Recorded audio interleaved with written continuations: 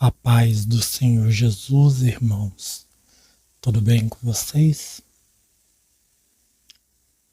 Irmãos, se vocês repararem, no Novo Testamento, Deus ele promete inscrever uma lei em nossos corações. E a lei que Deus promete inscrever em nossos corações, para que a guardemos e a pratiquemos, são os 10 mandamentos. E isso fica bem claro na carta do apóstolo Paulo aos Romanos. Mas se devemos guardar os 10 mandamentos, como fica a questão do sábado? Muitas pessoas têm dúvida a respeito do sábado.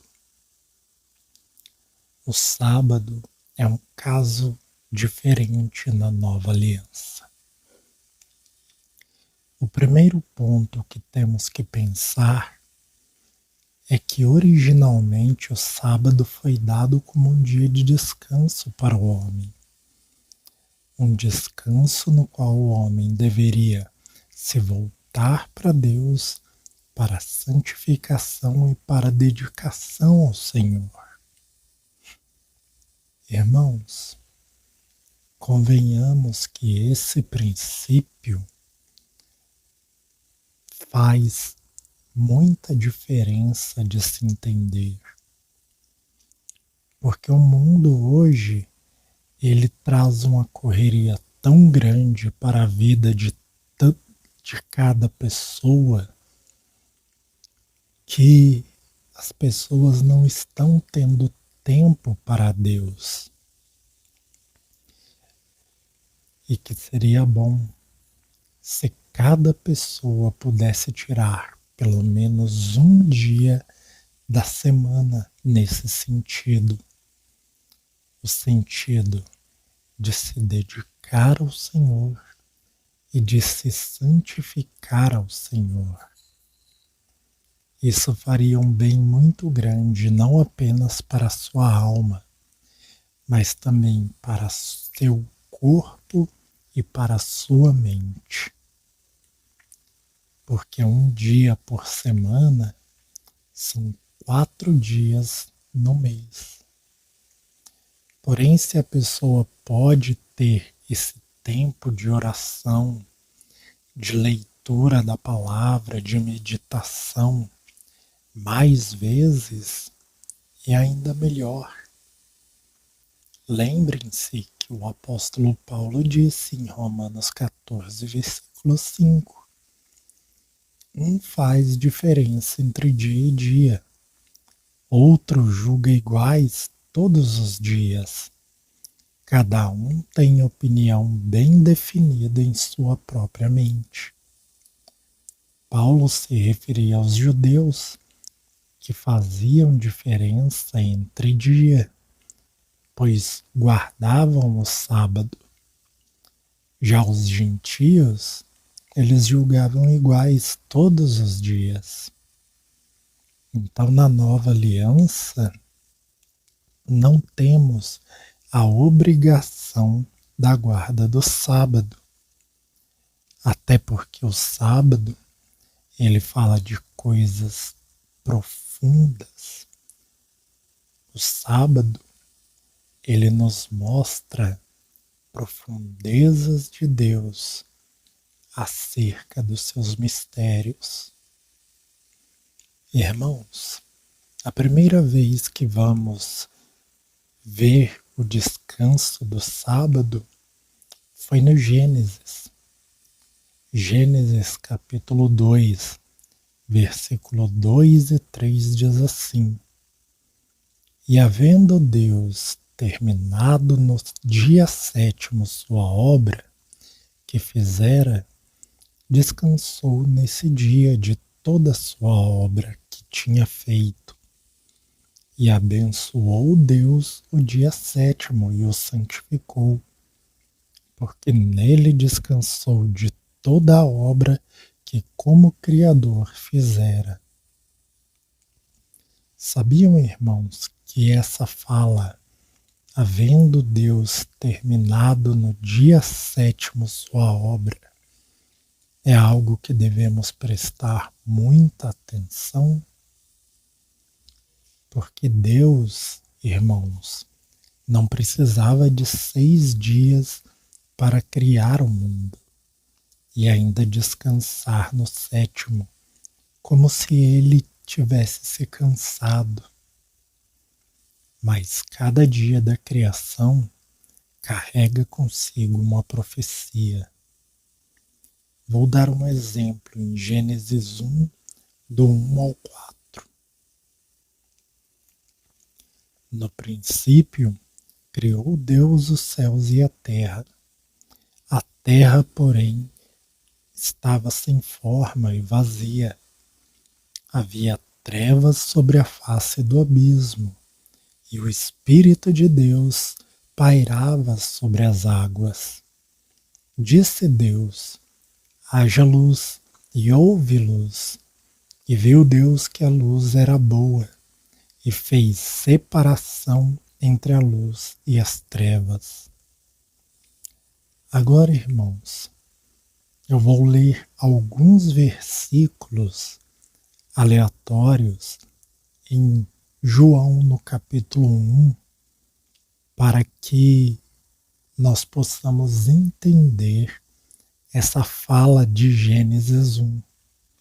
Eu vou ler o versículo 1, versículo 4 e 5, do versículo 10 ao 12, que diz assim: no princípio era o Verbo, e o Verbo estava com Deus, e o Verbo era Deus. A vida estava nele, e a vida era a luz dos homens. A luz resplandece nas trevas, e as trevas não prevaleceram contra ela. O Verbo estava no mundo. O mundo foi feito por intermédio dele, mas o mundo não o conheceu. Veio para o que era seu, e os seus não o receberam. Mas a todos quantos o receberam, deu-lhes o poder de serem feitos filhos de Deus, a saber, os que creem no seu nome. João explica exatamente o que lemos no Gênesis, pois todos que receberam o Senhor Jesus receberam a luz. E por serem feitos filhos de Deus, são filhos da luz. Quanto aos que não o receberam, são filhos das trevas. Então veja, a luz veio e Deus fez separação entre luz e trevas, entre os filhos da luz e os filhos das trevas.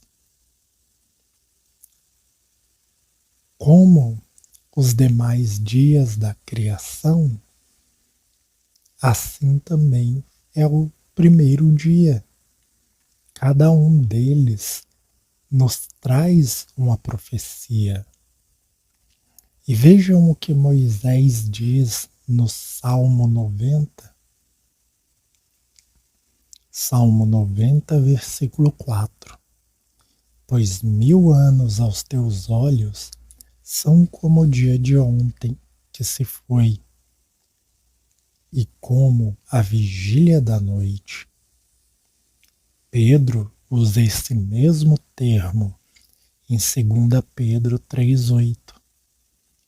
Há todavia uma coisa, amados, que não deveis esquecer, que para o Senhor um dia é como 1000 anos, e 1000 anos como um dia. Nós temos uma profecia de 1000 anos no final da Bíblia, e ela se encontra em Apocalipse 20. Eu vou ler o versículo 6 primeiro. Bem-aventurado e santo aquele que tem parte na primeira ressurreição. Sobre esses a segunda morte não tem autoridade. Pelo contrário, serão sacerdotes de Deus e de Cristo, e reinarão com ele os 1000 anos. Esse é o reino milenar de Cristo, onde Satanás estará aprisionado por 1000 anos. Apocalipse 20, versículo 1 e 2. Então vi descer do céu um anjo, tinha na mão a chave do abismo e uma grande corrente. Ele segurou o dragão, a antiga serpente, que é o diabo, Satanás, e o prendeu por 1000 anos. Irmãos, com Satanás aprisionado e Cristo reinando, o que a terra vai ter? Descanso. É somente no reino milenar que Deus descansa, pois a terra estará em paz. Os homens não serão influenciados por Satanás. Pelo contrário, estarão aprendendo de Deus e conhecerão a Deus como jamais imaginamos conhecer hoje. Crianças poderão ter como animal de estimação um urso, um leão, e eles não farão mal algum. Animais que hoje vivem isolados por serem uma ameaça, por serem considerados feras, se tornarão como animais domésticos. E a Igreja glorificada, os vencedores, reinarão sobre as nações restantes, juntamente com Cristo. E entre as nações restantes, a vitalidade deles será como a da árvore, como está escrito, de modo que, com 100 anos, alguém será considerado jovem. E o escritor de Hebreus confirma que esse descanso do milênio é o descanso do sábado. Eu vou ler também alguns textos separadamente do livro de Hebreus, da carta aos Hebreus. Vou ler no capítulo 3, o versículo do 16 ao 19, e no capítulo 4, versículos 1 e 2, e do 4 ao 9, que diz assim: Ora, quais os que, tendo ouvido, se rebelaram? Não foram de fato todos os que saíram do Egito por intermédio de Moisés? E contra quem se indignou por 40 anos? Não foi contra os que pecaram, cujos cadáveres caíram no deserto? E contra quem jurou que não entrariam no seu descanso, senão contra os que foram desobedientes? Vemos, pois, que não puderam entrar por causa da incredulidade. Temamos, portanto, que, sendo-nos deixada a promessa de entrar no descanso de Deus, suceda parecer que algum de vós tenha falhado, porque também a nós foram anunciadas as boas novas, como se deu com eles. Mas a palavra que ouviram não lhes aproveitou, visto não ter sido acompanhada pela fé naqueles que a ouviram. Porque em certo lugar assim disse no tocante ao 7º dia: E descansou Deus no 7º dia de todas as obras que fizera. E novamente no mesmo lugar: Não entrarão no meu descanso, Visto, portanto, que resta entrarem alguns nele, e que por causa da desobediência não entraram aqueles aos quais anteriormente foram anunciadas as boas novas, de novo determina certo dia, hoje, falando por Davi muito tempo depois, segundo antes fora declarado. Hoje, se ouvires a sua voz, não endureçais o vosso coração. Ora, se Josué lhes houvesse dado descanso, não falaria posteriormente a respeito de outro dia. Portanto, resta um repouso para o povo de Deus. Irmãos, o escritor de Hebreus faz um resumo do Êxodo e faz uma conexão da entrada na Terra Prometida com o entrar no descanso de Deus. Ele claramente usa aquele mesmo texto do descanso de Deus no sétimo dia e diz: resta um repouso para o povo de Deus. Essa palavra repouso no grego é a palavra sabatismos, repouso sabático. E é a esse repouso que se refere o reino milenar de Cristo. Porque assim como depois do deserto do Êxodo no passado, o povo entrou na terra prometida através de Josué, no final também vai ter um último êxodo, onde a igreja será guardada no deserto, fora da vista da serpente, como diz em Apocalipse 12. E no final entrará no reino milenar de Cristo, herdando a promessa. Mas por que eu disse que é interessante o fato de dizer, havendo Deus terminado sua obra no dia sétimo? É porque essa fala indica que tudo terminou no sétimo dia. Primeiro a gente entende que Deus fez tudo até o sexto dia e descansou no sétimo. Mas quando lemos esta frase, nós entendemos que Deus terminou tudo no sétimo dia e descansou. Irmãos, quando se terminam os 1000 anos do reino milenar de Cristo, Satanás ele é solto, como vemos em Apocalipse 20.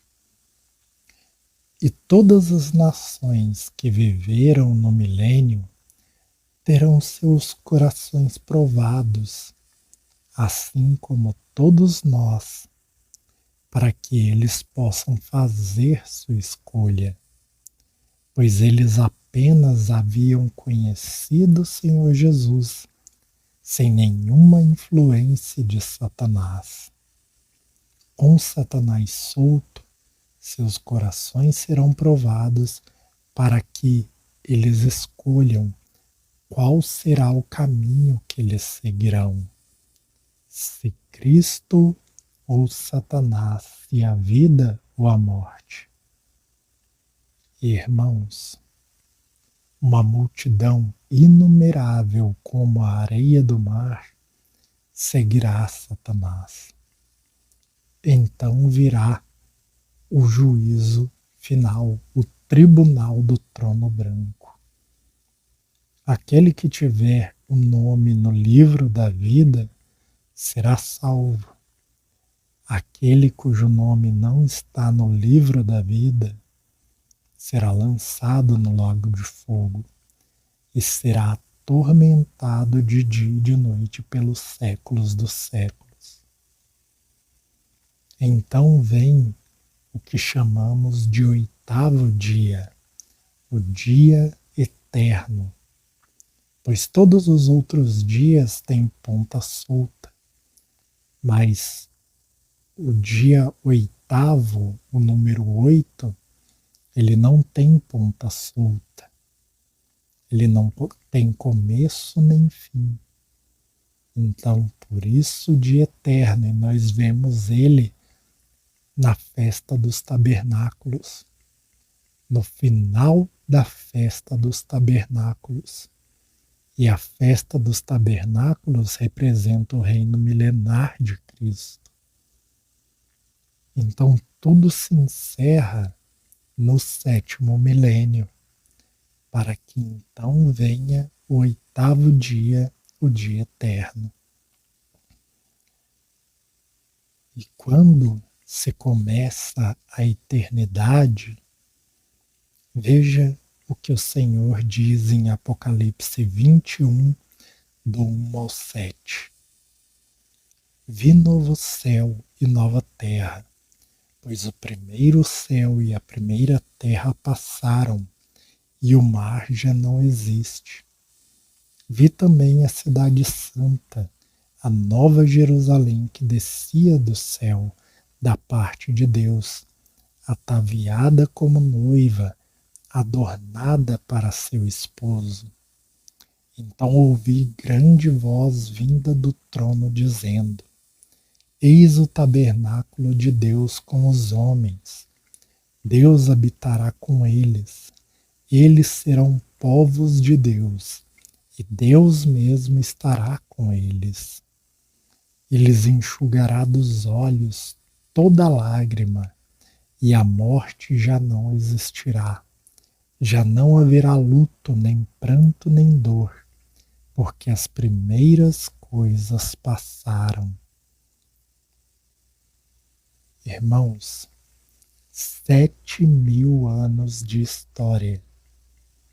E Deus diz: as primeiras coisas passaram. Continuando, diz: e aquele que está sentado no trono disse: Eis que faço novas todas as coisas. E acrescentou: escreve, porque estas palavras são fiéis e verdadeiras. Disse ainda: tudo está feito. Eu sou o Alfa e o Ômega, o princípio e o fim. Eu, a quem tem sede, darei de graça da fonte da água da vida.